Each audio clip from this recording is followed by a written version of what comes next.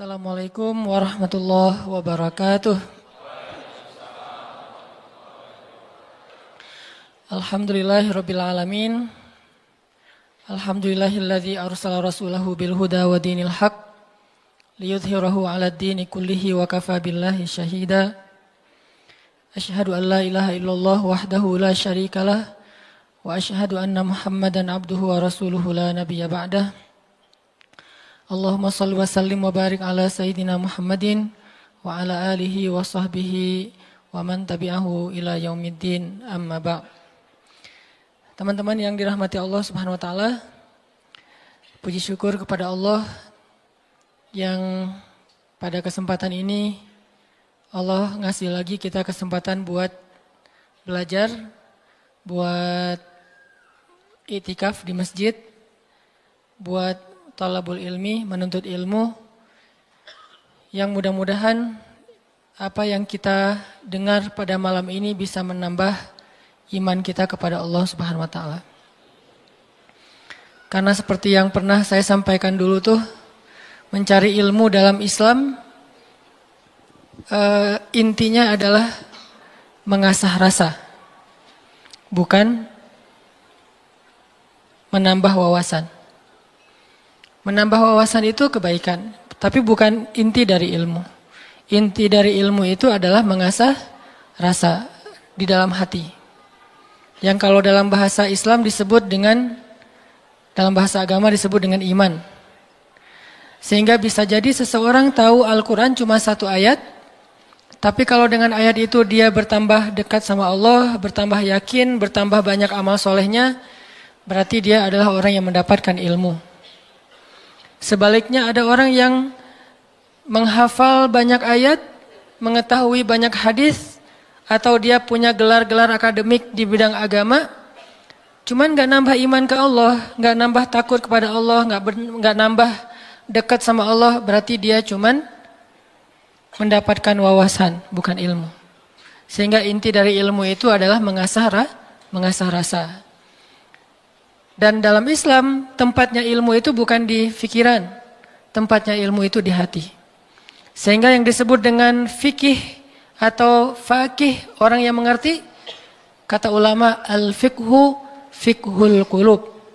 Mengerti itu tempatnya di dalam hati.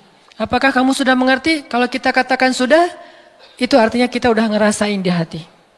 Bukan sudah mengerti dalam arti kita udah hafal, udah paham, udah ingat, udah tahu, bukan itu yang dimaksud dengan sudah mengerti dalam kalimat fikih. Tetapi yang dimaksud dengan kalimat mengerti sudah bertambah yakin di dalam hati.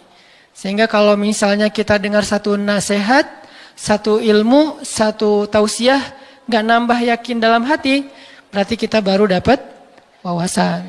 Makanya mudah-mudahan majelis-majelis kayak gini nih bisa benar-benar mencas iman kita. Yazid bisa nambah keyakinan kita kepada Allah Subhanahu wa taala. Walaupun teorinya mungkin gak terlalu rumit. Ada mungkin pembahasan tentang akidah mengenal Allah dengan teori yang rumit. Dibagi-bagi. Misalnya akidah itu terbagi kepada 4 bagian. Ada istilah rububiyah, ada istilah uluhiyah, ada istilah asma, ada istilah sifat. Ini teori akidah. Tapi setelah membahas semua teori akidah ini, terus dia nggak makin yakin sama Allah, kalau ada masalah diserahin sama Allah, berarti dia baru dapat wawasan, belum dapat ilmu. Ada orang yang nggak ngerti istilah rububiyah, nggak ngerti istilah uluhiyah, asma, sifat dan seterusnya. Tapi kalau lagi ada masalah dia bilang tenang aja, ada Allah, dia dapat ilmu. Jadi kita jangan terlalu rumit dengan istilah, tapi berusaha untuk merasakan semua kebaikan-kebaikan dalam ilmu itu di dalam hati kita. Lagian kan kita nggak pengen belajar untuk dapat gelar akademis sebagai seorang LC, MA, doktor ya. Kan kita belajar pengen memperbaiki diri. Sederhana. Dan kita juga tidak belajar agama untuk menjudge orang lain.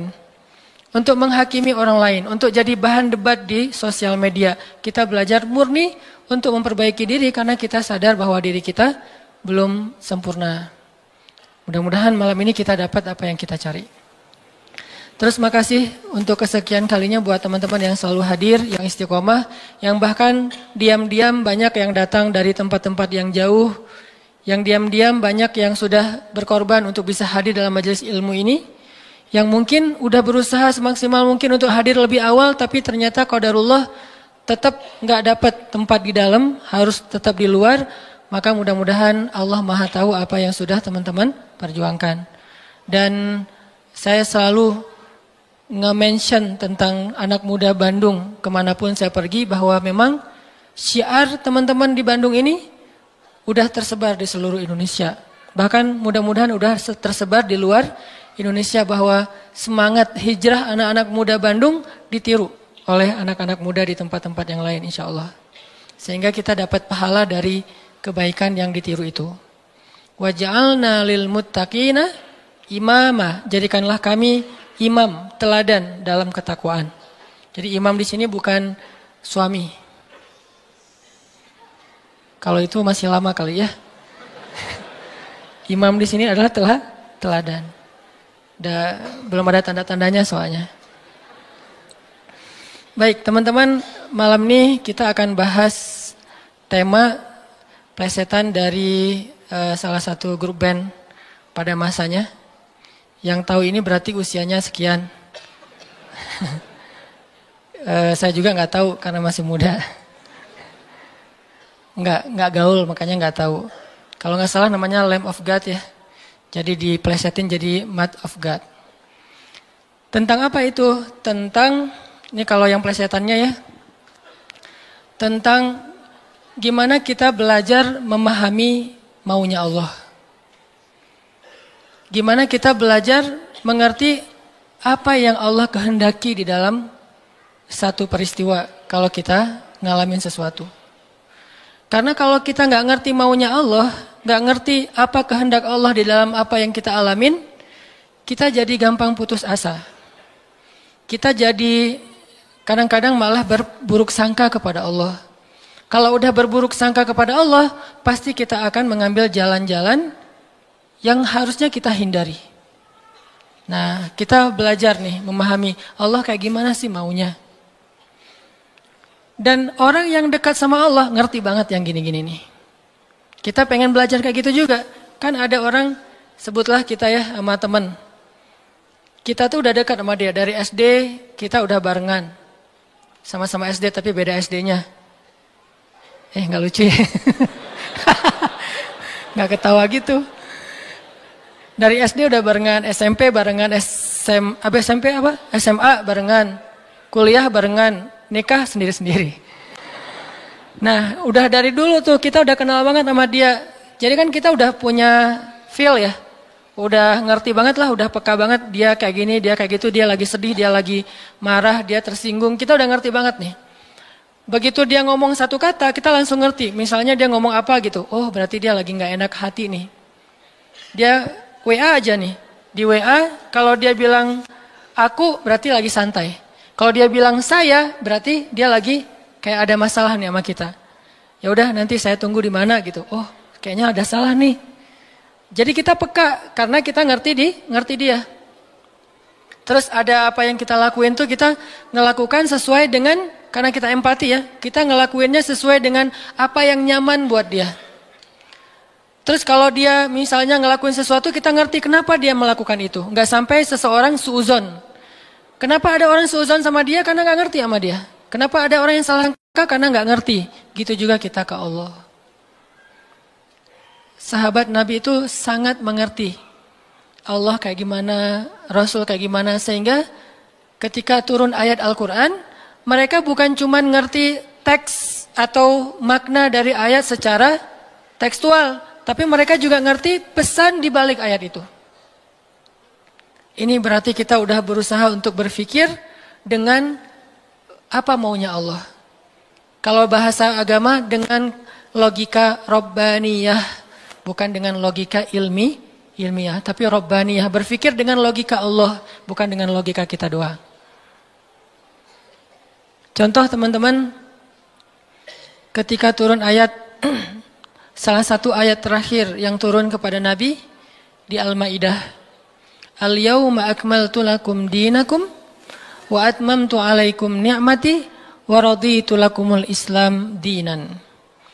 Hari ini telah aku sempurnakan untuk kalian nikmatku, singkatnya, dan aku ridhoi Islam sebagai agama bagi kalian. Ketika turun ayat ini, sebagian besar para sahabat bertakbir, Allahu Akbar, bahagia gitu. Kenapa bahagia? Karena ayat ini ayat berita gembira, artinya Islam udah sempurna.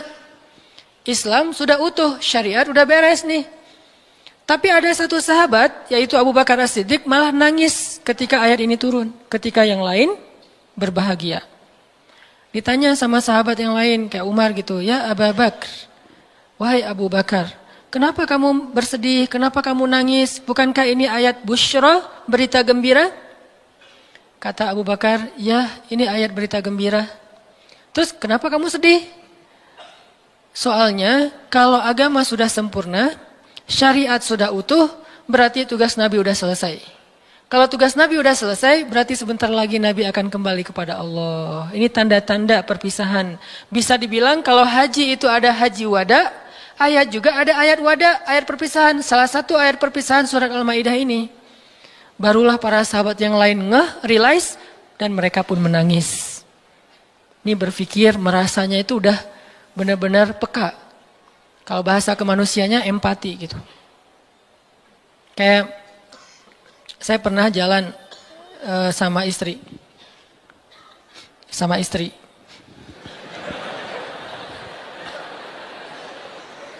Soalnya nggak mau saya jalan sendiri. Pasti jalan sama istri. Terus diajak sama temen makan seafood, ikan panggang. Istri saya tuh udah tahu kalau saya nggak biasa dan nggak masuk nih kalau makan ikan panggang. Paling mentoknya ikan goreng atau ikan di asam pedas gitu ya, garang asam. Tapi kalau yang panggang nggak masuk. Diajak sama teman saya, Ustadz ada ikan panggang enak banget nih, seafood. Benar-benar makannya di samping laut. Saya kan nggak enak nolak undangan ya. Oh ya boleh. Istri saya langsung lirik-lirik. Dan dia nanya, ada yang digoreng nggak? Kenapa dia bisa langsung ngomong gitu?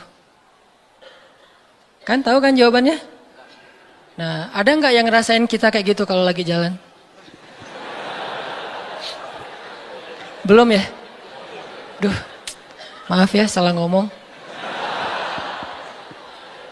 Yang empati sama kita, yang ngerti banget kita maunya apa, nggak sukanya apa, dia langsung ngerti, langsung minta ikan goreng. Karena saya tahu saya nggak bisa makan ikan panggang. Atau ada yang ngajak makan kayak ada terasinya, ada jengkolnya. Ini enak banget nih, segala macam promo gitu. Saya diem aja. Kan nggak mungkin saya bilang saya nggak suka jengkol, nggak suka terasi. Ternyata menu favorit restoran itu justru jengkol sama terasi. Istri saya langsung mesen apa gitu. Ada telur goreng misalnya. Ini artinya udah ngerti dan berpikir, merasa dengan cara empati tadi, peka. Bisa nggak kita ke Allah kayak gitu? Sehingga ketika Allah memberi kita satu hal yang kita sebut musibah, kita sebut kayak ujian, karena kita mengerti Allah, akhirnya kita tahu harus kayak gimana. Akhirnya kita tahu gimana maunya Allah, apa ada yang ada di balik suatu peristiwa yang kita alamin. Ini penting teman-teman. Kenapa?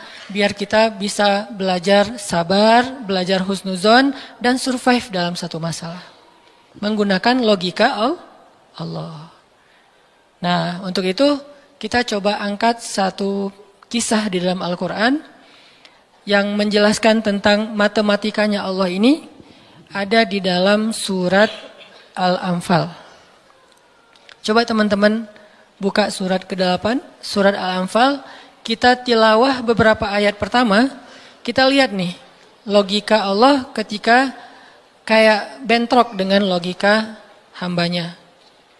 Yaitu surat Al-Anfal ayat 5. Kita baca ayat 5 sampai ayat 8. Ini salah satu peristiwa ketika logika Allah kayak bentrok dengan logika manusia. Kepengennya Allah beda sama kepengennya hamba. Terus apa yang dilakukan hamba itu, terus apa hasil setelah itu? Kita coba baca ayat 5 sampai ayat 8. A'udzu billahi minasy syaithanir rajim. Silakan.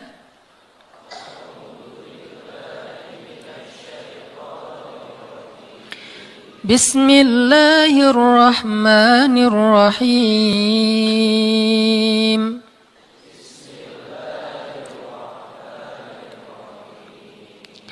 Kama akhrajaka rabbuka min baitika bil haqq.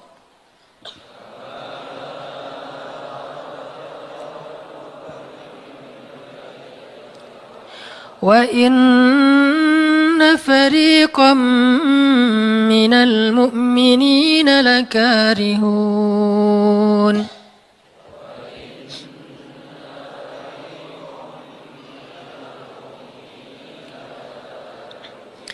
يجادلونك في الحق بعدما تبين كأنما يساقون إلى الموت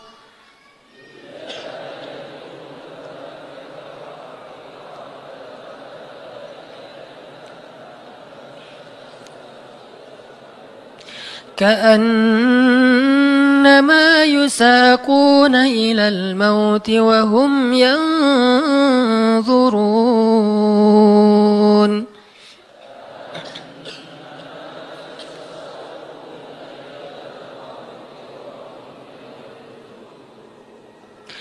وإذ يعدكم الله إحدى الطائفتين أنها لكم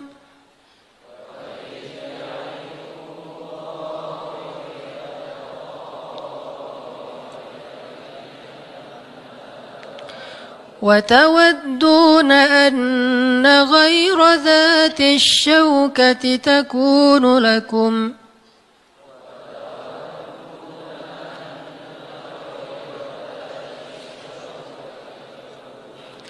ويريد الله أن يحق الحق بكلماته ويقطع دابر الكافرين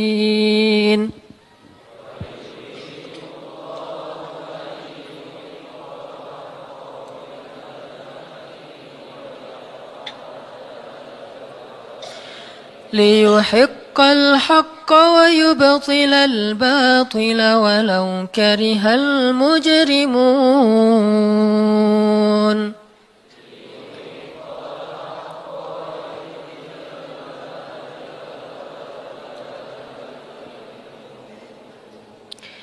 yaitu sebagaimana Tuhan kalian telah menyuruh kalian untuk pergi dari rumah kalian dengan sebenar-benarnya.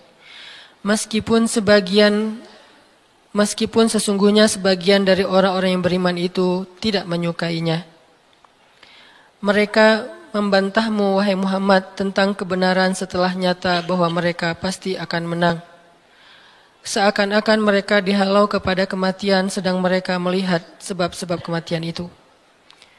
Dan ingatlah ketika Allah menjanjikan kepada kalian bahwa salah satu dari dua golongan yang kalian hadapi adalah untuk kalian, sedangkan kalian menginginkan golongan yang tidak memiliki senjatalah untuk kalian. Tetapi Allah hendak membenarkan yang benar dengan ayat-ayatnya dan memusnahkan orang-orang yang menentang sampai ke akar-akarnya. Agar Allah memperkuat yang hak, itu Islam, dan menghilangkan yang batil atau kemusyrikan, walaupun orang-orang yang berdosa itu tidak menyukainya. Shadaqallahul Azim. Ngerti teman-teman? Agak kurang jelas ya. Kenapa kurang jelas? Karena kita mungkin sebagian belum membaca kisah yang ada di dalam ayat ini.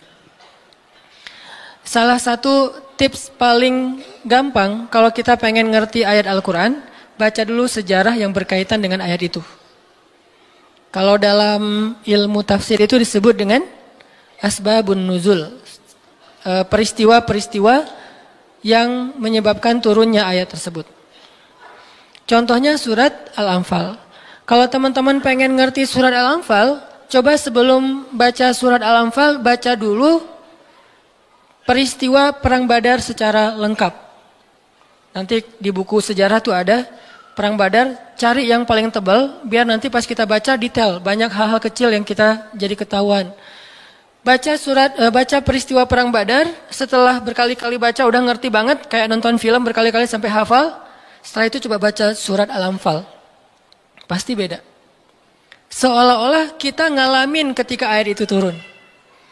Itulah bedanya sahabat sama kita. Mereka lebih mengerti Al-Quran karena mereka ngalamin. Nah kita kan cuma membaca teks sejarah, tidak mengalami. Tapi kalau kita baca sejarah berkali-kali lalu baca Al-Anfal, itu akan lebih berasa. Itu yang saya alami. Nah termasuk ayat yang tadi kita baca. Apa sih yang terjadi sampai turun ayat kayak gini?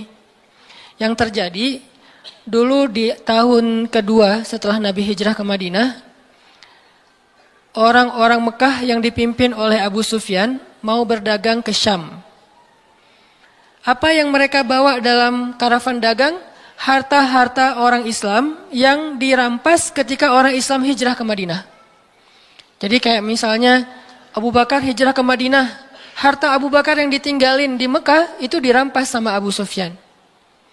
Terus ada Suhaib bin Amr Ar-Rumi hijrah ke Madinah, semua harta yang ditinggalkan di Mekah, pasarnya, ladangnya, ternak-ternaknya diambil oleh Abu Sufyan lalu didagangkan ke Syam. Nah, setelah 2 tahun kaum muslimin berada di Madinah, dapat kabar nih kalau Abu Sufyan dan karavan dagangnya baru pulang dari Syam membawa keuntungan hasil dagang harta kaum muslimin yang dirampas di Mekah. Berarti yang dibawa oleh Abu Sufyan harta siapa? Harta kaum muslimin ya, harta sahabat. Sehingga Nabi mengatakan, mari kita cegat Abu Sufyan yang ngelewatin jalur dekat kota Madinah, karena memang itu jalur lintas antar negara. Mari kita cegat Abu Sufyan dan kita ambil kembali hak kita. Itu tawaran Nabi kepada orang-orang Muhajirin. Makanya bisa dibilang perang Badar ini perang khusus buat orang Muhajirin. Orang Ansor nggak boleh ikut. Karena awalnya juga pengen ngambil harta orang Muhajirin. Itu skenario awal. Mencegat karavan dagang untuk mengambil kembali hak mereka. Yang namanya karavan dagang kan nggak banyak pengawal. Beda dengan pasukan perang. Paling-paling pengawalnya 10-20 dibandingkan sahabat yang 300 orang, ini kecil. Sedangkan keuntungannya kalau berhasil mencegat besar. Jadi tantangannya, resikonya kecil, keuntungannya besar. Ini skenario awal. Sehingga para sahabat semangat. Udah 2 tahun kita kelaparan. Udah 2 tahun kita nggak punya apa-apa. Bergantung kepada orang Ansor. Nggak enak sama orang Ansor. Masa makan terus di rumah orang? Nah sekarang kebetulan harta kita lewat nih. Ya udah kita rampas lagi. Itu skenario awal. Udah siap-siap nih. Udah siap-siap mau berangkat jalan. Tengah jalan Abu Sufyan dapat berita. Kan pakai mata-mata gitu. Dapat berita bahwa kaum muslimin mau mencegat. Akhirnya Abu Sufyan langsung nelpon Abu Jahal. Jahal gitu. Nelpon Abu Jahal. Dan sinyalnya bagus lagi waktu itu. Langsung telepon. Gak putus-putus. Kita mau dicegat nih, coba kamu kirim pasukan untuk melindungi karavan dagang. Soalnya harta yang kami bawa juga ada hak kamu di situ. Jadi diiming-imingi. Abu Jahal pun kemudian mengumpulkan orang-orang Mekah sebanyak kurang lebih 1.000 orang untuk mengawal karavan dagangnya Abu Sufyan. Langsung melesat, satu pasukan bergerak cepat sehingga sekarang ada 2 target. 1 karavan dagang, 1 lagi pasukan militer yang jumlahnya 1.000 orang. 3 kali lipat lebih banyak dari kaum muslimin. Tiba-tiba turun ayat kepada Nabi. Terus Nabi mengatakan kepada para sahabat, wahai para sahabat, sekarang kita punya 2 pilihan. Mau tetap mencegat Abu Sufyan, atau kita sekarang malah beralih ke Abu Jahal dengan pasukannya. Sok pilih yang mana kalian. Kaum muslimin sebagian besar memilih tetap seperti rencana awal, mencegat karavan dagang. Jangan mencegat pasukan. Ngapain kita capek-capek perang sama Abu Jahal, untungnya nggak ada. Terus pasukannya lebih banyak, resikonya lebih besar. Dan mereka terlatih, kita sipil yang dipersenjatai seadanya. Mending kita tetap kepada Abu Sufyan, untungnya besar, resikonya kecil, dan sama-sama sipil. Tapi ternyata ketika disuruh pilih kayak gitu, kaum muslimin udah memilih pilihan mereka, Allah memilih pilihan Allah. Kata Allah, enggak. aku memilih kalian menghadapi Abu Jahal. Berat gak sih kayak gitu? Ini matematika Allah, hitung-hitungannya Allah nih. Logika Allah. Kadang hidup kita kayak gitu banget teman-teman. Kita pengen kuliahnya ini, ternyata yang lulusnya bagian ini. Saya dulu pengen kedokteran. Tapi lulusnya malah ke Mesir. Ya alhamdulillah, karena nilai eksaknya jelek. Ya udahlah ke Mesir aja. Dan ke Mesir juga dulu niatnya bukan mau kuliah, mau main. Wah bagus juga kan dulu ada Dunia dan Berita suka perkiraan cuaca gitu kan, internasional. Kairo, hujan gitu. Wah Kairo, pengen kuliah ke luar negeri. Artinya bukan pengennya saya ke Kairo, tapi Allah menghendaki kayak gitu. Bukan pengennya saya menikah, Allah yang menginginkan. Saya pengennya dari dulu, bukan waktu itu. Jadi bukan pengennya saya menunda pernikahan ya. Pengennya mah 17 tahun nikah wilah. Lulus SMA atau belum lulus mah nikah. Tapi pengennya Allah usia 22 tahun. Ada yang 32 tahun. Ada yang 42 tahun. Ada yang masih betah sendiri. Nah pengennya kita mah udah mau nikah nih sekarang nih. Tapi pengennya Allah jangan, kamu jaga ibu dulu. Pengennya kita kerjanya kayak gini nih, usaha, tapi takdirnya Allah jadi misalnya masuk ke pegawai negeri. Atau sebaliknya, pengennya pegawai negeri malah jadi pengusaha, dan seterusnya. Ada lulusan sains tapi usahanya di wisata kuliner, di usaha kuliner. Ada yang kayak gitu. Ada teman saya lulus ITB planologi, tata kota, tapi usaha kuliner. Tapi alhamdulillah dan sukses. Jadi kadang-kadang kepengennya kita sama Allah itu suka bentrok. Dalam kondisi kayak gitu apa yang harus kita lakukan? Termasuk kepengennya kita nggak punya anak dulu, tapi nggak tahu gimana caranya tiba-tiba punya anak misalnya. Masih nggak tahu lagi gimana caranya ya. Kan ada tuh udah nikah, kita jangan punya anak dulu ya, karir dulu ya aja, tapi ternyata nggak ada ikhtiar, pasrah gitu ya, akhirnya punya anak misalnya. Kan bukan kepengennya kita. Atau pengen punya anak tapi belum punya aja, udah 15 tahun menikah belum punya anak. Kayak Nabi Zakaria, gimana nih? Ketika apa yang kita inginkan dengan apa yang Allah inginkan, kesannya bentrok. Itulah yang terjadi kepada kaum muslimin dalam perang Badar. Mereka pengen Abu Sufyan, Allah pengen Abu Jahal. Sehingga Allah katakan di ayat 5-nya, wa inna fariqam minal mu'minin lakarihun. Walaupun sebagian orang-orang yang beriman itu karihun, nggak suka. Sehingga pada diam-diam mereka sebetulnya ngeluh gitu. Kenapa ya jadi berubah gini? Tahu gini dari awal, gitu kan ya? Mulai desas-desus di antara kaum muslimin. Karihun, tidak suka dengan pilihan ini, nggak suka dengan tawaran ini. Inilah yang terjadi.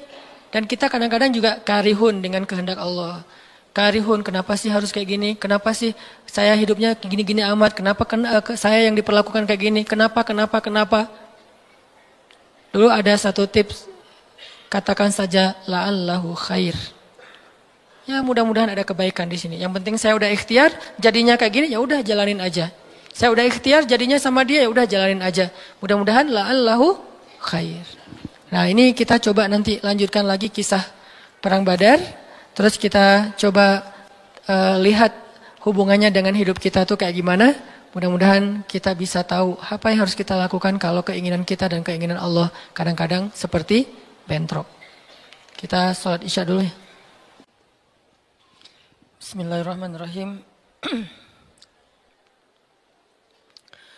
Teman-teman yang dirahmati Allah Subhanahu wa taala, tadi kita bahas tentang gimana kadang-kadang kondisi ketika keinginan kita sama maunya Allah itu nggak ketemu. Kita dalam contoh sehari-hari aja.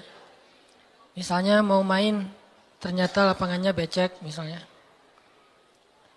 Kalau buat anak-anak BMX atau skate mau ngetrik, ternyata lagi cedera. Atau mau jalan sama seseorang, hujan misalnya. Apain lagi? Mau beli handphone baru, ternyata usaha kita yang tadi kita udah pikirin ada untungnya malah rugi. Mau jalan-jalan keluar kota, pasangannya sakit. Dan banyak, kadang-kadang penyebabnya sepele banget. tapi bikin kita kecewa. Nah, gimana caranya kalau kondisinya kayak gitu? Sama kayak para sahabat dulu dalam perjalanan umroh. Pengen umroh, ternyata udah sampai di perbatasan kota Mekah, nggak boleh masuk, disuruh pulang lagi ke Madinah. Itu kan diceritain dalam surat Al-Fat ya, tentang perjalanan umroh yang berakhir dengan malah perjanjian Hudaybiyah. Niatnya pengen umroh, tapi endingnya perjanjian. Yang isi perjanjiannya, poin-poinnya kayaknya ngerugiin umat Islam banget. Tapi kan Allah punya rencana, dan rencana Allah pasti yang terbaik daripada rencana kita.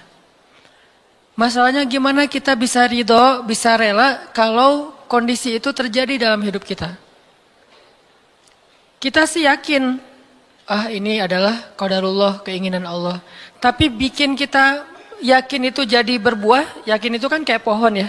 Iman itu adalah pohon. Gimana biar pohon ini berbuah? Salah satu buahnya itu adalah sifat ridho, sifat nerima. Sehingga dengan sifat ridho itu akhirnya kita punya kebaikan. Kebaikannya jadi bisa survive, tenang hadapi masalah, sabar dan seterusnya. Nah, gimana caranya? Setelah kita dapat sesuatu, kita yakin kepada Allah, terus jadi ridho. Nah, ini belajar matematikanya Allah Subhanahu wa Ta'ala. Dan itulah yang terjadi dalam perjanjian Hudaybiyah, terjadi kepada Siti Maryam yang tadi dibacain suratnya. Maryam gak pengen punya anak tanpa suami. Kalaupun harus punya anak, nikah dulu. Tapi Allah punya rencana lain. Rencana manusia punya anak setelah nikah. Lagian Maryam lagi belum siap menikah nih. Belum ada cowok yang pantas buat Maryam. Justru karena itulah Allah beri dia anak tanpa laki-laki, tanpa suami. Kenapa? Nggak ada suami yang pantas buat Maryam. Mungkin satu-satunya lelaki yang pantas buat Maryam cuma Nabi Muhammad. Tapi kan beda zaman. Masa Maryam harus nunggu Nabi Muhammad 300 tahun lagi kan ya? Nah, ternyata karena nggak ada yang pantas buat dia, akhirnya dia punya anak tanpa harus melalui seorang suami. Mungkin kita terlalu soleh sehingga nggak ada yang pantas buat kita. Pantasnya cuma bidadari, ya udah di akhirat nikahnya. Husnuzannya mah ya. Mungkin di atas nih nggak ada yang pantas jadi imamnya, soalnya terlalu solehah. Jadi imam juga kayak ragu gitu. Aduh, ngimamin dia, hafalannya udah luar biasa, bacaannya lebih bagus, guru tahsin lah gitu. Saya baru belajar pratahsin, masa mau jadi imam seorang cewek yang guru tahsin? Karena dia terlalu keren. Akhirnya nggak ada yang pantas buat dia nih. Maryam kayak gitu banget.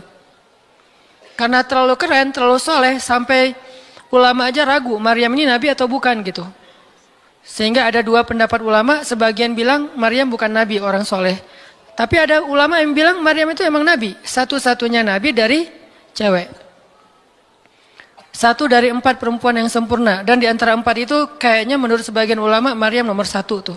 Walaupun secara usia Asia, Maryam, Khadijah, Fatimah. Tapi Maryam itu paling keren lah. Tiba-tiba hamil, datang cowok keren, baju putih, jubah putih, auranya tuh luar biasa. Pokoknya cowok paling keren aja. Sampai Maryam kaget dan berta'awuz. Inni a'udzu birrahmani minka in kunta taqiyya.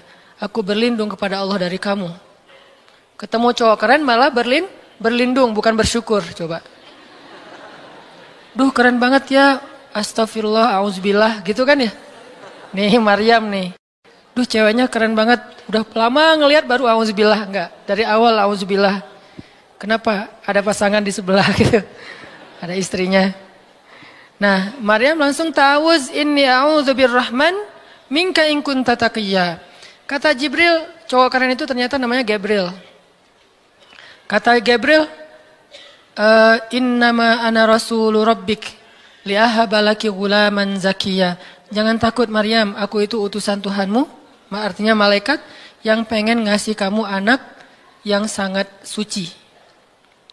Kata Maryam, anna yakunu li ghulam, gimana saya akan punya anak walam yamsasni basyarun. Gak ada seorang laki-laki pun yang pernah nyentuh saya, nyentuh aja gak pernah. Walam aku baghiyya, dan saya juga tidak pernah merendahkan diri depan laki-laki, artinya berbuat dosa. Anna yakunu li ghulam, gimana caranya saya punya anak? Kata Jibril, Kadzaliki qala rabbuki huwa alayya hayyin. Itu udah kehendak Allah, kehendak Allah.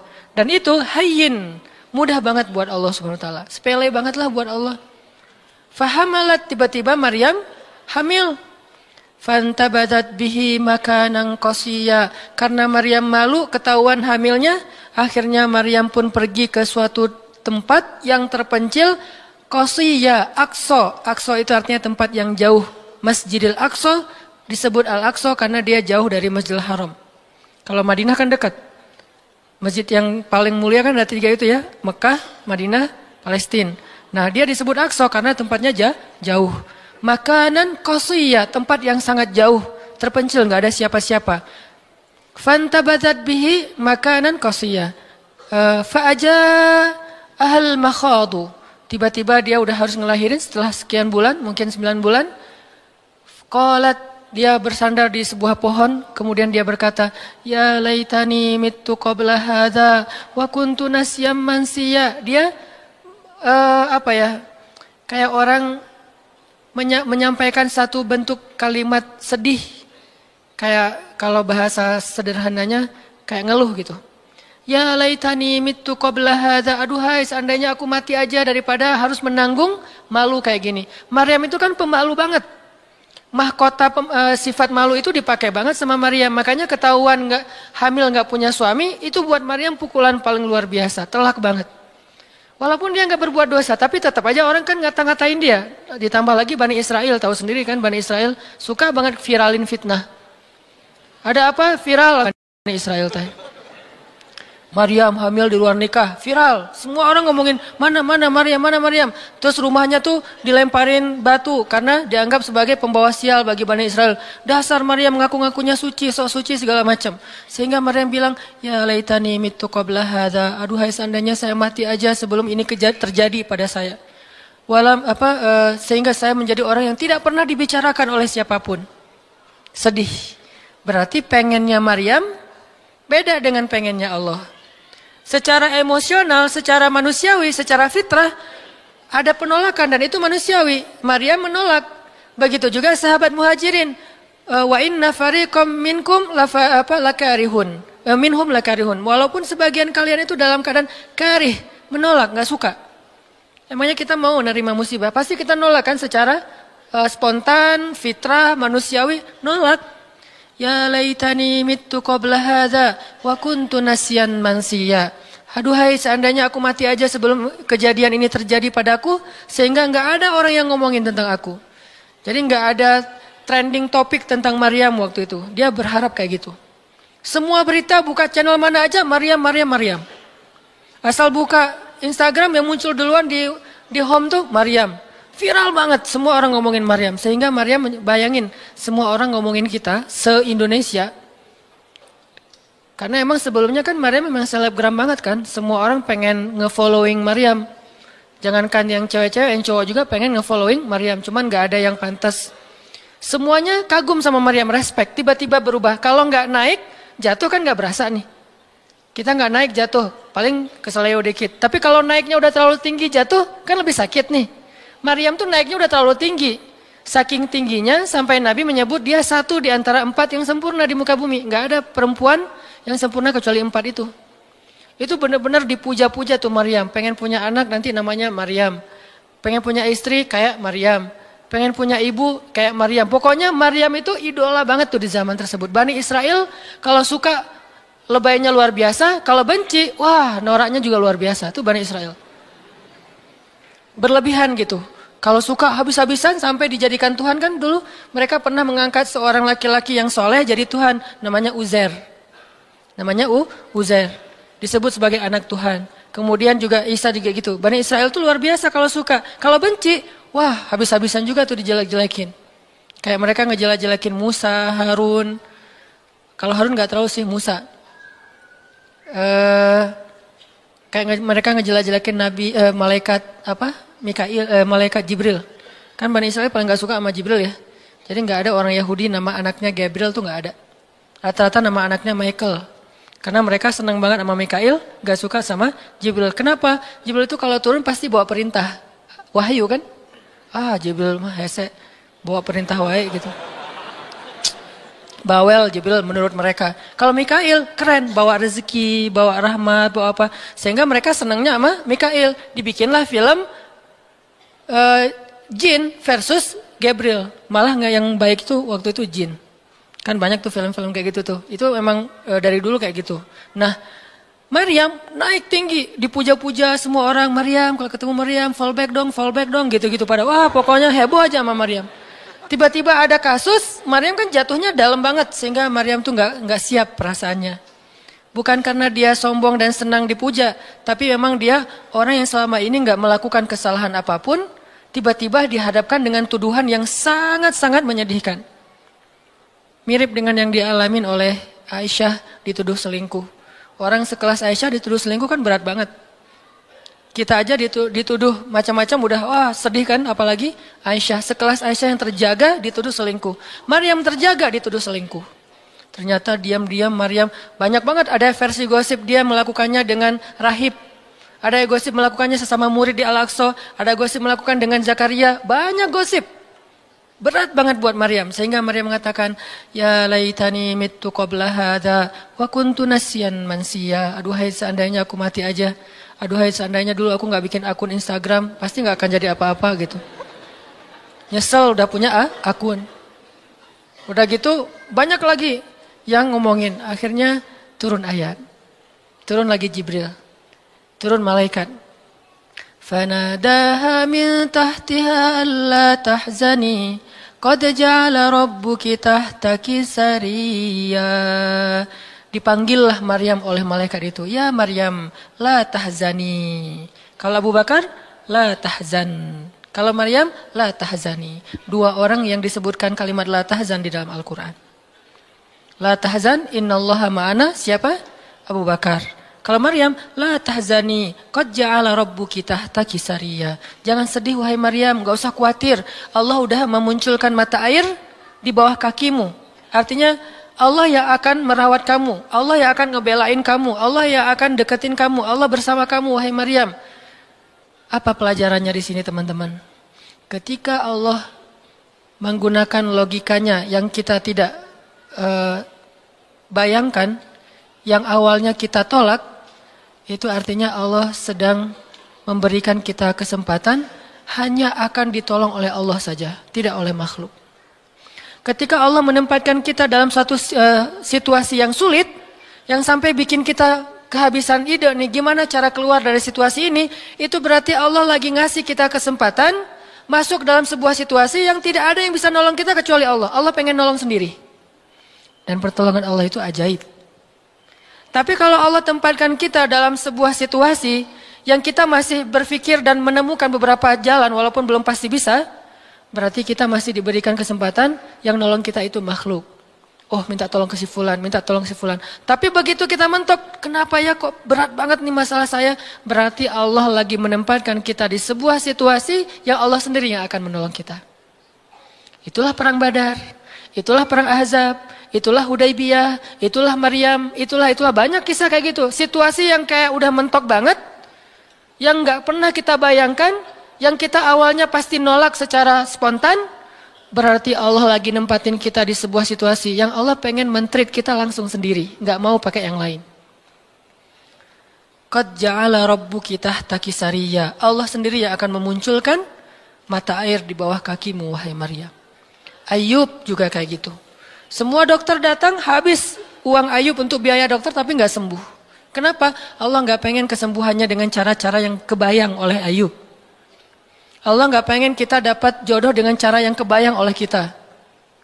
Reunian, stalking Instagram, salah ngambil kebab. Pokoknya yang kebayang sama kita itu gak akan. Kenapa? Allah pengen ngasih kita cara yang cuman Allah sendiri yang tahu dan itu surprise. Dan itu istimewa banget.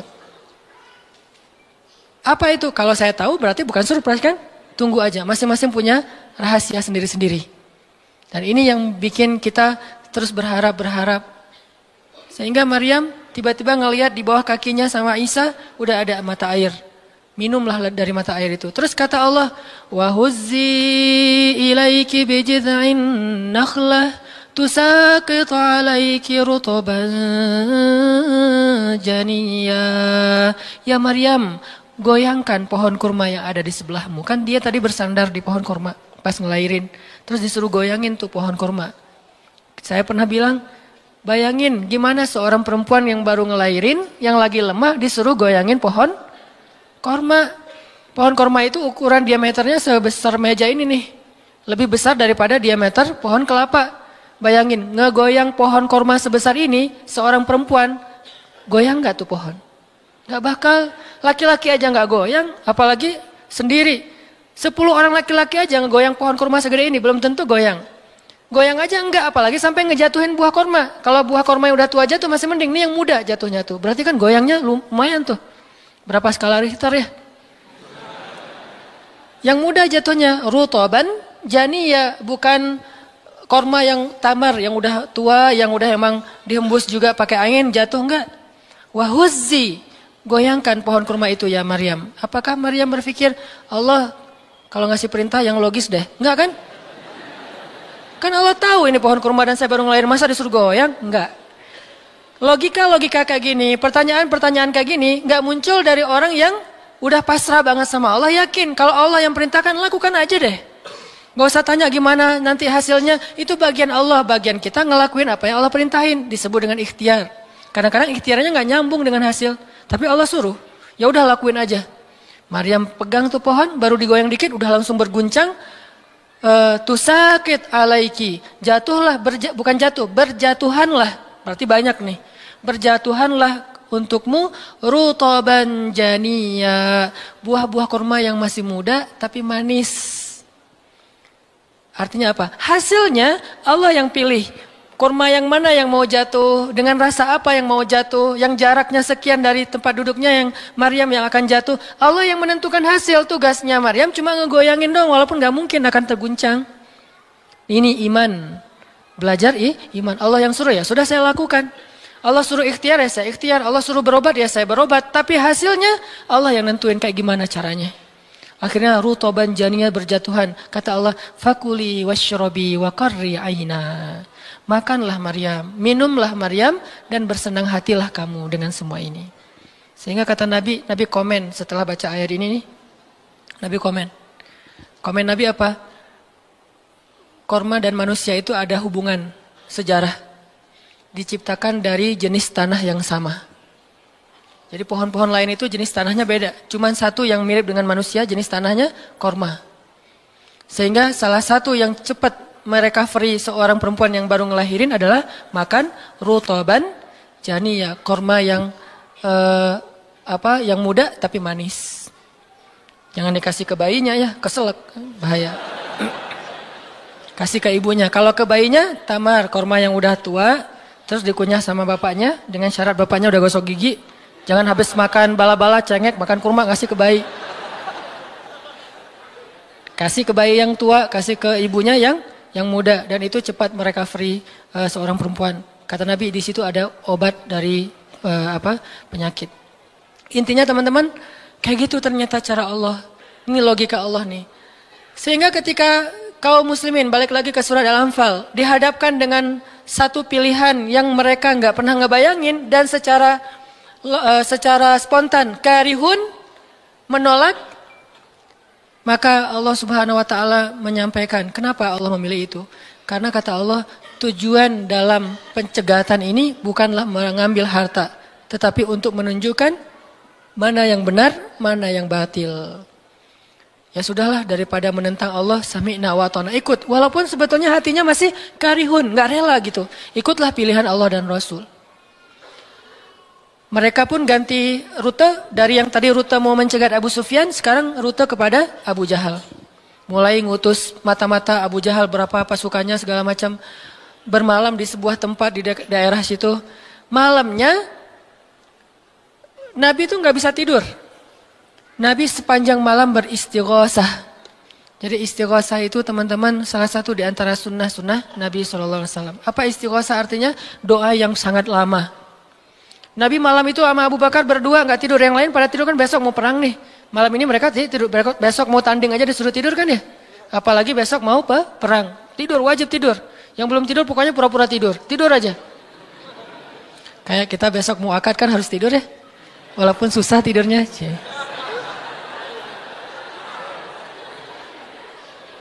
Pokoknya kalau mau akad nggak bisa tidur teman-teman. Ngapain? Ngafal aja. Saya terima kok. Nanti takut salah saya tolak kan bahaya. Udah diizinin sama calon mertua masih ditolak. Nah, malamnya pada tidur kecuali 2 orang. Rasul sama Abu Bakar. Selalu berdua orang ini nih pokoknya soulmate banget. Direkam soulmate-nya di Al-Quran. Rasul beristighosah, doa yang sangat khusyuk, berharap banget, panjang lagi doanya sepanjang malam, sampai Nabi mengangkat kedua tangannya itu nggak gini, tapi gini. Pernah nggak doa kayak gini? Nah, makanya masih sendiri ya. Coba istighosah, ya Allah. Langsung tuh. Jadi kalau doa jangan gini doang, apalagi gini, santai. Sesekali doa, Allah. Ternyata belum, naik lagi sampai mungkin. Dan itu ada sunnahnya, Nabi berdoa dengan, kan Nabi berdoa kadang mengangkat tangan, kadang tidak mengangkat tangan, kayak doa sehari-hari misalnya angkat tangan kan ya. Kayak mau makan misalnya, Bismillahirrahmanirrahim amutu wa ahya. Allahumma barik lana gitu ya, kan nggak harus ngangkat tangan. Sarewai ini. Nah, udah kadang Nabi doanya gini, nelunjuk. Bukan perintah Allah, ya Allah kasih lo ya, enggak. Nelunjuk dengan filosofi Arab sama filosofi Indonesia beda. Makanya jangan menerjemahkan teks Arab dengan konteks kita, dengan persepsi kita. Terjemahkan dengan persepsi bahasa sendiri. Apa sih maksudnya? Gitulah. Jadi di Arab tuh kalau gini bukan merintah. Gini tuh artinya cuma engkau yang saya harapin ya Allah gitu maksudnya. Jadi kalau ya Allah itu maksudnya engkau doang yang saya harapin, iya karena berdua iya karena selain gitu. Bukan ya Allah pokoknya harus ya bukan. Kalau kita pakai dengan logika kita kan, kok doa sih nggak sopan sama Allah kayak gitu-gitu amat. Kalau ke manusia mungkin gitu agak kurang sopan. Kalau ke Allah sopan. Bisa gini, bisa biasa aja, bisa gini. Gini juga ada beberapa level. Ada yang gini sampai ke paling atas. Biasanya yang paling atas tuh bab jodoh sih. Kalau bab kuliah masih gini, kerja, giliran jodoh paling tinggi. Apalagi kalau udah jodohnya balikan sama mantan, tuh kayaknya naik kursi. Lebih tinggi lagi. Jadi malam itu Nabi beristighosah sampai syal beliau jatuh, nangis, janggut beliau basah dengan air mata, nangis panjang malam, ya Allah jika besok kami kalah perang, terbunuh semua, mungkin di muka bumi ini nggak akan ada lagi orang yang menyebut la ilaha illallah. Abu Bakar ngambil rida syalnya Rasul ditaruh lagi. Cukup bagimu ya Rasulullah, cukup ya Rasulullah. Allah udah mendengar. Abu Bakar menenangkan Rasul, tapi Rasulullah terus saja gitu. Kayak kita lagi doa kata teman, udah Allah udah dengar. Taruh dulu. Kalau kita mah gitu ya. Nah, tapi jangan dibayangin gitu. Rasulullah pasti khusyuk banget, nggak kayak kita. Udah selesai berdoa, pagi-pagi sahabat riuh. Innalillah gitu. Kalau kita kan innalillah pasti ada yang meninggal ya. Siapa yang meninggal? Enggak, innalillah itu musibah, enggak harus selalu orang meninggal. Ya Rasulullah maafkan kami. Kenapa? Ternyata sebagian para sahabat malam itu digoda oleh syaitan sehingga semua pada mimpi basah, maaf. Tapi kayak gitu emang sejarahnya. Bukan semua, sebagian besarnya mimpi basah. Sehingga pas bangun mereka dalam keadaan junub, kotor, tidak suci, tapi enggak ada air. Untuk wudhu aja kurang, apalagi untuk mandi. Dan mandi junub kan harus semuanya. Sedangkan besok mereka mau berperang melawan musuh dalam keadaan tidak suci. Ini kayak pertanda buruk gitu. Dan mereka merasa mentalnya makin drop. Tiba-tiba Allah beri ketenangan buat mereka. Turun air hujan. Malam itu hujan turun. Hujannya hujan lokal lagi. Camp kaum muslimin hujan. Camp orang kafir enggak? Hujan. Nyebrang-nyebrang. Hujan enggak. Yang namanya di Indonesia gitu. Di camp kaum muslimin hujan, di campnya orang kafir enggak hujan. Akhirnya pada mandi, alhamdulillah, Allah Akbar. Itu nanti ada ayatnya setelah itu. Coba nanti baca lagi halaman kedua. Ketika ada adegan hujan segala macam. Itu ceritanya kayak gitu. Akhirnya makin mantap. Alhamdulillah bisa mandi, wudhu, minum. Baru mereka yakin bahwa ini adalah benar-benar perintah Allah. Nah hidup kita tuh kalau kita ngejalanin hal-hal kayak gini. Kita bakalan kayak lagi jalan bareng Allah. Sehingga nanti kita akan banyak ngelihat keajaiban-keajaiban Allah. Kalau kita nggak pernah masuk dalam situasi ini, kita tuh kenal Allah cuma dari kata orang, nggak pernah jalan bareng. Kita kayak kenal seseorang, tapi kata teman kita, cuma lihat postingannya doang, tapi nggak pernah jalan bareng, jadi nggak kenal dekat gitu, dan nggak akan dapat feel. Begitu juga kita kenal Allah. Kalau kita kenal Allah hanya dalam situasi normal, wajar, nyaman, berarti kita kenal Allahnya cuma dari katanya, cenah. Nggak pernah ngalamin sendiri. Begitu kita dihadapkan dengan situasi kayak gini, berarti kita lagi diajak Allah jalan bareng. Yuk jalan bareng saya. Siap ya Allah. Hah? Banyak kejutan-kejutan. Banyak yang bikin kita kaget. Kenapa? Karena kita jalannya dengan zat yang maha kuasa. Dia akan tunjukin kekuasaan-kekuasaannya. Dan kekuasaan Allah yang paling luar biasa ditunjukin justru dalam kesulitan. Kalau dalam normal nggak luar biasa namanya. Kayak kita sama teman kita. Dia ngasih kita hadiah atau pinjam duit 100.000 pas kita lagi awal bulan. Kan biasa aja ya. Coba kalau dia pinjemin duit 50.000 pas akhir bulan. Kan luar biasa kan? Jadi makin kita sulit, Allah tunjukin kekuasaannya. Di situ kita makin lihat gimana kita tuh bergantung banget sama Allah. Emang Allah bikin skenarionya kayak gitu. Sehingga kalau kita teman-teman dihadapkan atau dikondisikan sama Allah dalam suatu keadaan yang kita nggak siap, yang kita nolak, yang kita berontak, tapi di sisi yang lain kita yakin ini ketentuan Allah, belajar meyakini, oh Allah lagi ngajak saya jalan nih. Allah lagi ngajak saya jalan, biar lebih kenal sama Allah. Biar Allah nunjukin langsung. Satu. Kedua, niatin juga, oh Allah pengen memperlakukan saya khusus, nggak mau pakai yang lain, berdua aja biar Allah yang menolong saya. Karena udah nggak bisa ngarap siapa-siapa. Akhirnya kaum muslimin pun melakukan peperangan Badar, duel dulu nih. Jadi ada kayak tarung dulu 3 orang dari kaum muslimin, 3 orang dari orang kafir. Tarung salah satunya jagoannya Nabi, kesayangan dan kebanggaan Nabi banget, anak muda yang bernama Ali bin Abi Thalib. Ali maju, kalah musuh, terkapar 3-3-nya mati. Kaum muslimin bertakbir, ahadun ahad. Yel-yel yang dipakai oleh Bilal dulu di Mekah dipakai oleh kaum muslimin. Menanglah perang Badar. Dan dalam peperangan itu Allah tunjukkan yang luar biasa, kaum muslimin ditolong oleh makhluk yang turun dari langit berbondong-bondong, terbang menyambar dengan pakai ikat kepala berwarna hijau. Malaikat. Jadi ada khusus malaikat yang tugasnya sebagai malaikat militer. Ini malaikat angkatan udara nih. Malaikat militer. Kalau yang tadi kan di Maryam angkatan darat. Jadi ngasih korma segala macam. Ini angkatan udara. Nyambar dari atas, bayangin. Kaum muslimin lagi perang, tiba-tiba serangan udara, kan luar biasa tuh. Dan ini pertolongannya munculnya kenapa? Karena kaum muslimin memilih pilihan Allah. Menggunakan logika Allah. Di logika itu, di jalan itu, di kondisi itu, Allah bakalan nunjukin banyak keajaiban. Kalau kita pengen lihat keajaiban, belajarlah untuk bersabar kalau kita tiba-tiba berada dalam kondisi kayak gitu.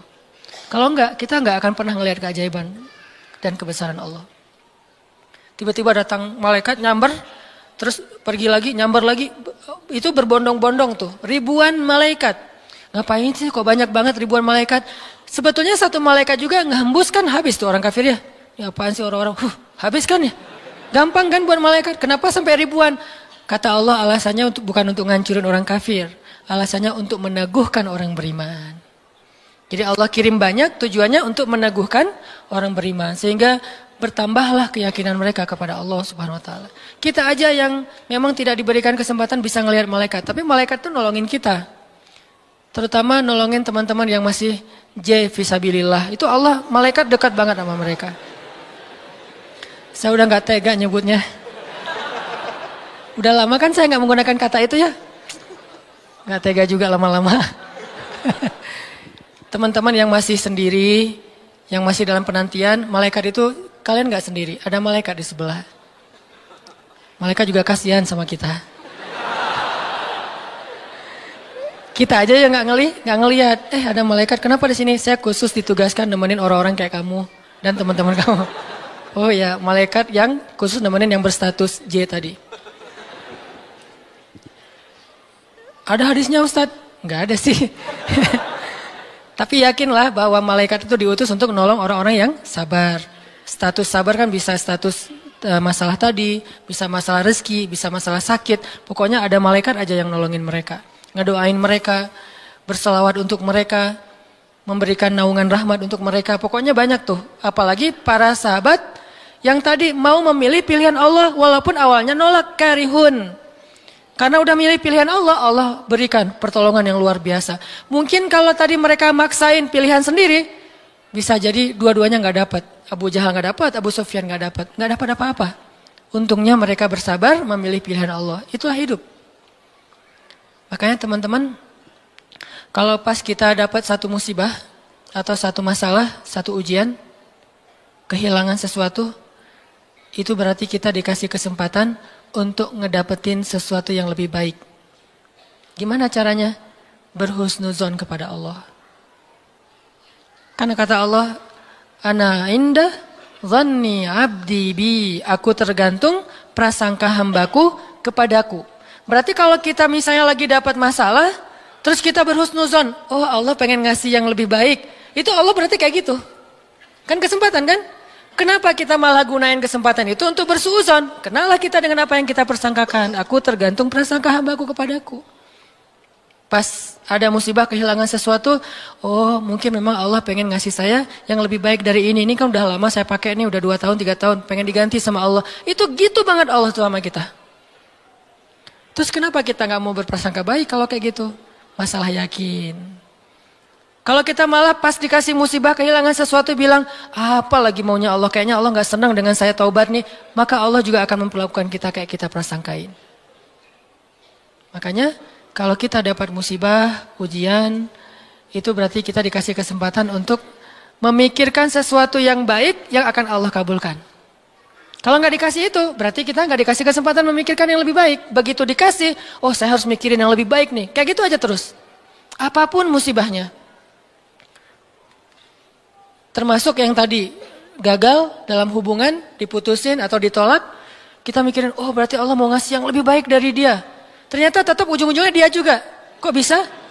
Oh berarti dia diperbaiki sama Allah. Dibuat lebih baik, dibuat lebih soleh, lebih pantas, baru bareng dengan kita. Coba kalau nggak dibuat lebih soleh udah langsung jadian. Kan bisa bahaya juga buat kita. Stres juga kan mikirnya ya. Makanya Nabi mengatakan, sebaik-baik perhiasan adalah istri yang soleha. Itu benar-benar menyenangkan hati. Kebahagiaan bagi laki-laki itu adalah memiliki seorang istri yang soleha. Istri yang soleha itu bukan cuman istri yang hafal Qur'annya banyak, yang hafal hadisnya bukan wawasan. Istri yang soleha itu istri yang akhlaknya baik. Yang kalau kita ngelihat dia langsung bahagia. Jadi pulang ke rumah itu gak pernah nyetel TV. Kenapa papa gak pernah lihat TV? Kan lihat mama. Ya. Yang lama nonton TV pasti ini gak nyaman ngelihat istrinya nih. Jadi kalau sampai rumah bikin kopi, duduk di tengah ruangan, lihat istri lalu lalang gitu. Pak, TV-nya di situ, ngapain ke sana kemana mama pergi? Itulah hiburan buat papa. Berat juga Pernah nggak ngomong kayak gitu? Belum. Gimana mau ngomong nggak ada orangnya ya? Nanti kalau udah ada gitu tuh. Makanya saya jarang nonton TV Sering nonton YouTube soalnya. Nah ini ya teman-teman. Jadi kita berprasangka begitu dikasih musibah. Oh berarti Allah pengen ngasih yang lebih baik. Yang terbaik deh yang kita prasangkain. Karena Allah akan kayak gitu banget. Inilah rahasia matematika Allah. Yang Allah berlakukan kepada Ahlu Badar. Yang Allah berlakukan kepada para sahabat yang berjanjian Hudaybiyah. Bai'atul Ridwan. Yang Allah berlakukan kepada Siti Hajar, Maryam, dan banyak lagi kisah-kisah yang benar yang disebutkan di dalam Al-Quran. Mudah-mudahan nambah yakin kita. Kita bukan minta musibah, tapi emang itu fitrah kehidupan manusia. Udah kayak gitu sunatullah. Semua yang hidup pasti dikasih ujian. Jangankan orang biasa, jangankan orang beriman. Orang biasa aja dikasih ujian, apalagi beriman. Beriman itu pasti dikasih ujian sama Allah. Cuman karena ujian itulah Allah memperlakukannya lebih istimewa daripada orang lain. Jadi siapa orang yang paling istimewa di mata Allah? Yang paling banyak diuji. Jadi jangan pede dulu bahwa kita lebih istimewa di mata Allah gara-gara kita ibadahnya lebih bagus dari teman kita. Bisa jadi teman kita nggak tahajud. Bukan berarti nggak perlu tahajud ya, tahajud keren, bagus, luar biasa. Tapi ini kalau kita ke orang lain gitu, misalnya kita udah tahajud, misalnya kita udah taklim, misalnya kita udah tilawah, misalnya kita udah sedekah, misalnya. Terus kita ngerasa kayak lebih baik dari orang lain, jangan. Karena bisa jadi ibadah teman kita, diam doang tuh. Ngapain? Sabar menghadapi ujian, itulah ibadahnya. Bisa jadi orang yang paling mulia di mata Allah itu orang yang sedang sakit di rumah sakit atau di rumahnya yang gak bisa berobat bertahun-tahun. Pas kita lihat ke dia, dia mah ibadahnya gak dahsyat kayak kita. Gak pernah ikut talim, tilawahnya sedikit-sedikit, paling juga yang dia hafal aja karena udah gak bisa baca saking sakitnya. Tapi ibadahnya itu 24 jam sehari lewat apa? Sabar menghadapi ujian sakit. Berarti bisa jadi teman kita yang baru diputusin itu lebih mulia daripada kita yang baru jadian. Jadi jangan ngeledekin ya, jangan suka membuli lah. Karena yang dibully itu bisa jadi lebih mulia daripada yang membuli. Astagfirullahaladzim. Ya. Itulah teman-teman kajian tentang matematika Allah. Mudah-mudahan kita mengerti. Maksud mengerti di sini meyakini, bisa bertambah yakin sama Allah dan bisa diterapin. Tadi kalau dikasih ujian, berarti kita punya kesempatan berprasangka baik supaya kita dapat apa yang kita prasangkakan. Kalau dikasih ujian, berarti Allah pengen ngajak kita jalan berdua nih. Kalau dikasih ujian, berarti Allah pengen memperlakukan kita secara khusus. Nggak mau yang lain bantu kita, pengen Allah doang yang bantu. Dan itu keistimewaan dari Allah untuk kita. Ya Allah, paham kami kehendak-kehendak-Mu ya Allah. Jangan biarkan kami berburuk sangka kepada Engkau ya Allah. Karena jika kami berburuk sangka kepadamu, maka itu tidak akan merugikan Engkau sedikit pun ya Allah. Jika kami berputus asa, itu pun tidak akan merugikan-Mu ya Allah. Engkau tidak butuh kepada kami, tetapi kami yang butuh kepadamu ya Allah. Pahamkan kami tentang ketentuan-ketentuan-Mu. Pahamkan kami tentang kebijaksanaan-Mu. Pahamkan kami tentang kebaikan yang ada di sisi-Mu. Sehingga kami bisa menjalani hidup kami dengan penuh prasangka baik. Menjalani hidup kami dengan penuh kesabaran, optimis, berserah, dan selalu yakin kepada Engkau ya Allah. Ya Allah, kuatkanlah iman kami. Karena dengan kekuatan iman itulah kami bertahan. Kami tidak bertahan karena fisik kami yang kuat. Kami tidak mampu bertahan karena uang kami yang banyak. Kami tidak mampu bertahan karena kesempatan kami yang lapang. Kami bertahan dalam satu ujian jika iman kami kuat kepada Engkau ya Allah. Kuatkanlah iman kami ya Allah. Terutama ketika kami merasa lemah, sendiri dan tidak berdaya.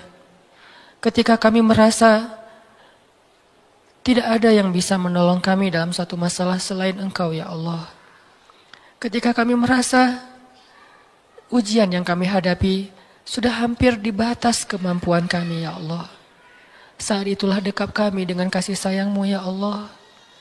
Dekap kami dengan kasih sayang-Mu sebagaimana Engkau mendekap Rasulullah SAW. Tolong kami, temani kami sebagaimana Engkau menemani Rasulullah dan Abu Bakar di dalam Gua Thur. Beri kami jalan keluar sebagaimana Engkau memberikan kebaikan kepada Maryam. Jangan biarkan kami berputus asa dan memilih jalan yang tidak Engkau ridhai ya Allah. Kami takut dan kami berlindung kepadamu dari nafsu diri kami sendiri ya Allah. Kami berlindung kepadamu dari kelemahan diri kami sendiri ya Allah. Kelemahan yang membuat kami tidak lagi berharap kebaikan di sisi-Mu. Kelemahan yang dalam diri kami yang membuat kami tidak mau lagi berikhtiar. Kelemahan dalam diri kami yang membuat kami berputus asa. Kami berlindung kepadamu dari kelemahan itu ya Allah. Fahamkan kami. Pegang kami erat ya Allah. Ketika kami akan terjatuh. Justru kami sangat membutuhkan-Mu saat itu ya Allah. Kami sangat membutuhkan-Mu saat itu ya Allah. Janganlah Engkau tinggalkan kami di saat-saat kami paling lemah. Janganlah Engkau tinggalkan kami di saat kami gamang dan bingung. Bukankah Engkau berfirman, Alam yajidka yatiman fa'awa wa wajadaka dhallan fahada wa wajadaka عائلا فأغنى. Engkau yang menemani orang yang merasa yatim sendiri. Engkau yang memberi petunjuk kepada orang yang bingung dan tidak tahu arah. Dan Engkaulah yang mencukupkan orang-orang yang kekurangan dan kelaparan. Temani kami ya Allah. Beri kami petunjuk ya Allah. Cukupkanlah kami ya Allah. Kami mohon ya Allah. Genggamlah hati kami ketika kami dalam keadaan rapuh. Ketika kami dalam keadaan galau. Ketika kami dalam keadaan lemah. Ilahana, jangan lepaskanlah ikatanmu kepada kami. Jangan lepaskan pandangan kasih sayangmu atas kami. Jangan lepaskan dekapanmu dari kami ya Allah. Janganlah engkau turunkan baroahmu kepada kami. Sebagaimana engkau turunkan baroah kepada orang-orang yang engkau murkai. Jangan engkau biarkan hidup kami istidraj kepada kehancuran. Sebagaimana engkau pernah mengistidrajkan orang-orang yang engkau benci. Sayangi kami ya Allah. Dekatkan kami kepadamu ya Allah. Itulah yang paling berharga dalam hidup kami ya Allah. Kadang kami bisa menjauh dari seseorang yang kami sayangi. Kadang kami bisa kekurangan dari hal-hal yang kami butuhkan. Kadang kami bisa merasa lemah dan tidak berdaya. Tetapi asalkan engkau ada di sebelah kami. Asalkan engkau bersama dengan kami. Maka semua itu akan bisa kami lalui ya Allah. Jangan tinggalkan kami sedetik pun dalam hidup kami ya Allah. Jangan tinggalkan kami sedetik pun dalam hidup kami ya Allah. Rabbana, dengarkanlah doa-doa kami ya Allah. Perkenankanlah permohonan-permohonan kami ya Allah. Terimalah amal-amal kami walaupun masih sedikit dan banyak keterbatasan. Dan ampunkan dosa-dosa kami ya Allah. Rabbana atina fid dunya hasanah wa fil akhirati hasanah wa qina adzabannar. Subhanakallahumma wa bihamdika asyhadu an la ilaha illa anta astaghfiruka wa atubu ilaik. Assalamualaikum warahmatullahi wabarakatuh.